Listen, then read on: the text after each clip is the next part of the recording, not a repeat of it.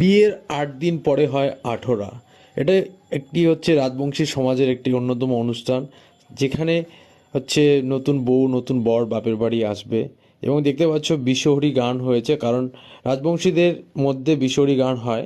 এবং আমি দিদি বৌদি আমরা সকলে মিলে রাত্রের জন্য জল সংগ্রহ করছিলাম। তার কারণ হচ্ছে বাড়িতে হচ্ছে কালী পুজো, সাথে সাথে বিশ্বহরি গান এবং সাথে সাথে আঠরার অনুষ্ঠানও হবে। দেখতে পাচ্ছি এখানে সকাল সকাল আমি ঘুম থেকে উঠে প্রথমে পুরনো ঠাকুরটাকে বের করলাম। বের করার পরে আমি আর ভাই মিলে চলে গেলাম নদীতে ঠাকুরটাকে ভাসানোর জন্য। আর এদিকে দেখতে পাচ্ছ বৌদিরা সবাই রাত্রের খাওয়ার জন্য সবজি কাটছে, সবাই মিলে সহযোগিতা করছে এবং সবাই আনন্দ উপভোগ করছে, কারণ বিয়ে তো শেষ হয়ে গেছে আর আঠরা হচ্ছে লাস্ট প্রোগ্রাম।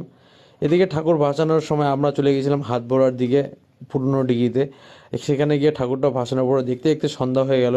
তারপর যেগুলো রিলেটিভ বিয়েতে আসেনি অধিকাংশ, তারা 18 দিন আসে। দেখতে পাচ্ছে খুব পরিচিত মুখ, দিদি জাইম্বু, তারপরে হচ্ছে শুভ্রাদি এবং বাড়ির প্রত্যেকটা ফ্যামিলি যারা বিয়েতে অনেক খাটনি করেছে বা অনেক সহযোগিতা করেছে, হেল্প করেছে, তাদেরকে আবার সেই 18 অনুষ্ঠানে ডাকা হয় সবাইকে।